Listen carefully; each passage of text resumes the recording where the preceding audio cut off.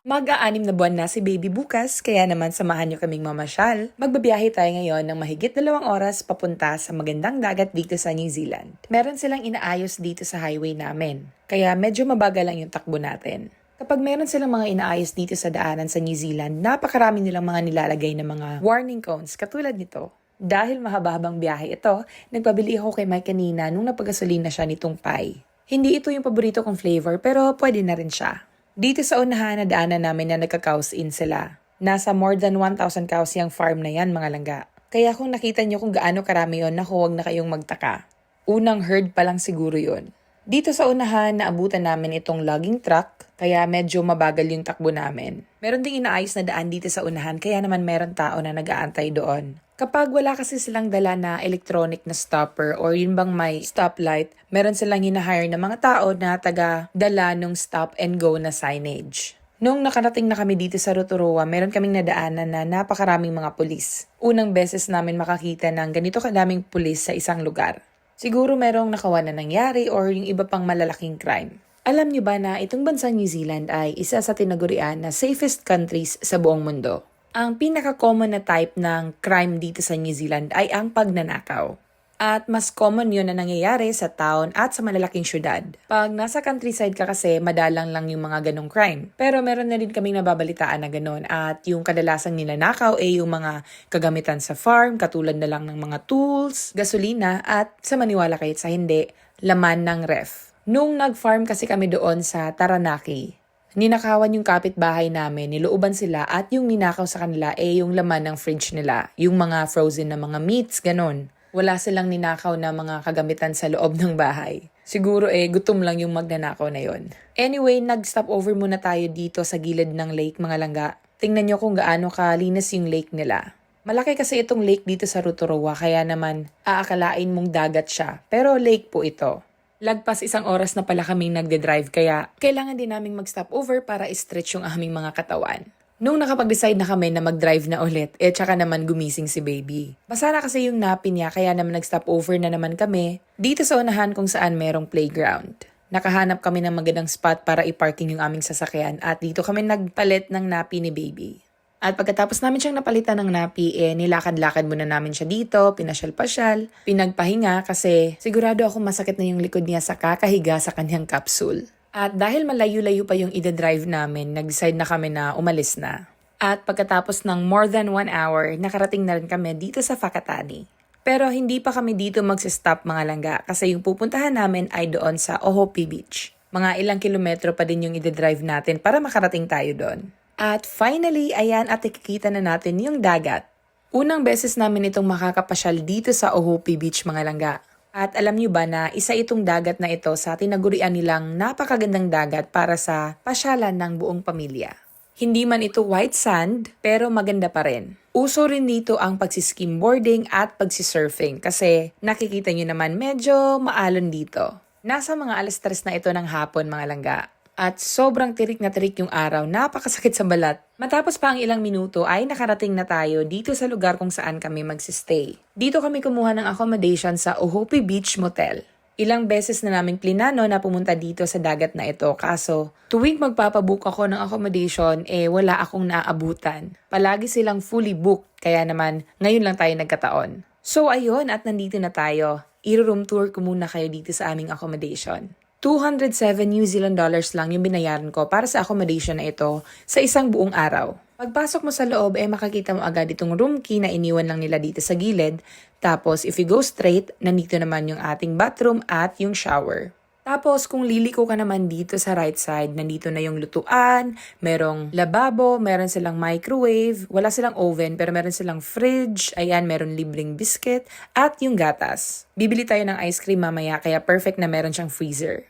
Anyway, dito naman sa unahan, meron siyang isang room na may isang malaking bed. At pagkalabas mo dito sa sala, meron tayong table, tapos meron 2 extra bed. Syempre, meron ding TV at meron ding aircon dito, tapos merong patio. Pagkakita ko pala sa patio, na-shock ako kasi meron akong nakita na pamilyar na prutas. Kaya naman, nilapitan ko. Nilapitan ko at kinuha ko yung sample. At hindi ako makapaniwala mga langga. Unang beses ko itong makakita ng bayabas. Yes, bayabas dito sa New Zealand. Kaya naman na-excite ako ng sobra kasi hindi pa ako nakakita ng bayabas dito sa New Zealand. And finally, ayan, nasa harapan ko na. Kaso walang hinog. Yes, walang hinog mga langga, kaya hanggang titig lang tayo. Pero sobrang saya ko kasi finally nakakita na rin ako ng bayabas dito. So pagkabalik ko dito sa loob, inayos ko na yung mga gamit namin. Inuna ko nang inilagay sa ref yung aking gatas na dinala ko pa galing sa bahay at kumain ako ng isang biscuit. Dito pala sa baba ng ating lababo, merong mga kape, meron din ditong mga utensils na pwede mong gamitin just in case gusto nyo lang magluto. At pwede din mag-barbecue kasi meron silang barbecue doon sa labasan. Pero dahil wala kaming nadala ng mga karne or ng iba pang pwedeng maluto, nag-decide kami na lumabas at kumain na lang siguro doon sa restaurant na malapit dito. Nung nakapag-park na kami, meron kaming nakita na nagbebenta nitong blueberry. Kaya naman napabili ako ng isang pakete.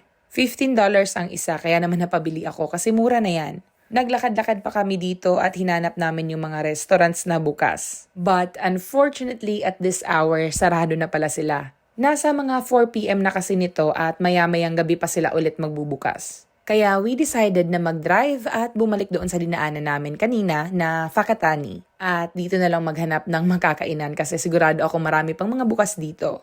Ito pala yung kanilang center mga langga. Napakaganda ano? Sa gitna man o sa gilid ng mga buildings, napakaraming mga punong kahoy. Para ka lang nasa isang malaking park. At sa paglakad-lakad namin, finally nakahanap na rin kami ng makakainan. Hindi pa kami nakapag-lunch kaya sobrang gutom na namin. Anyway, ito pala yung paborito kong drink mga langga. Recorder League na strawberry and lime. At ito naman yung in-order ni Mike. Yes, meron itong alcohol pero maliit lang naman or kaunti lang naman. Napakasarap, sobrang refreshing sa pakiramdam. Di kalaunan ay dumating na yung mga in-order namin. Una naming in-order ay itong kanilang loaded chips at itong kanilang burger. Napaka-cheesy ng kanilang chips kaya naman inunahan ko ng kainin. Perfect na perfect kasi mainit-init pa siya. Pagkatapos ay dumating na rin yung in-order ko na pizza.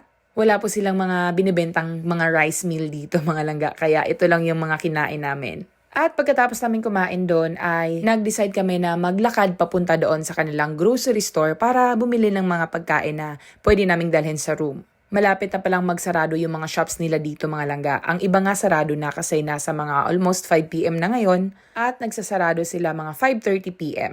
Pero yung ibang mga shops sarado na sila ng mga 3. Kung mapapansin nyo, wala masyadong mga tao dito dahil yung iba nasa pub na or yung iba nauwi na sa kanilang bahay. Malapit lang yung grocery store nila kaya nag-decide na kami na hindi na lang dalhin yung sasakyan namin. Para na rin bumaba yung mga kinain namin kanina.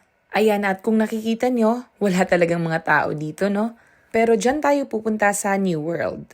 Aliw na aliw si baby kapag namamasyal kami kasi gustong-gusto niya talaga yung makakita ng bago sa paningin niya. Lalong-lalo na kapag maraming mga tao kasi people baby siya. Tama ba yung term na yon? Basta, yun bang gusto ni baby na nakakakita ng mga tao? Nakakita ako ng mangga dito pero $4.99 isa kaya hindi rin ako bumili kasi hinog na. Bumili naman si Mike ng 2 buko juice at meron din akong nakita na papaya which is $5.99 isa. Pero hindi ako masyadong mahilig sa kapayas kaya naman hindi na ako bumili noon. Ang sarap nitong isabaw oh. Anong tawag niyan sa inyo mga langga? Anyway, ayun at bumili lang kami nitong cold meats para gawin naming snack mamaya sa room.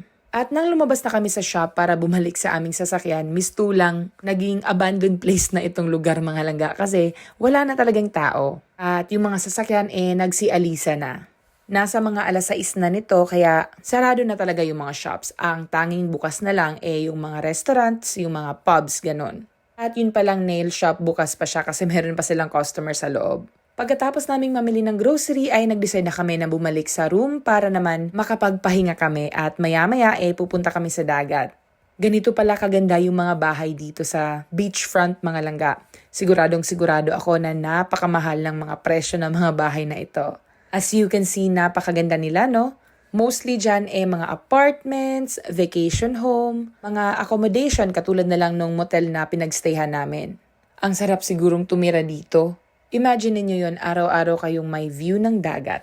O siya mga langga, yun na muna yung ating vlog for today. bukas ulit. Ay, siya nga pala, huwag niyong kalimutan na i-follow yung page, i-share yung mga videos namin, at i-like, at mag-comment na rin. Kasi malay nyo, isa kayo sa 5 tao na mabibigyan namin ng tig-1,000 kapag naabot na namin ang 200,000 followers. So, ayun lang. Maraming salamat ulit. God bless you guys. Bye!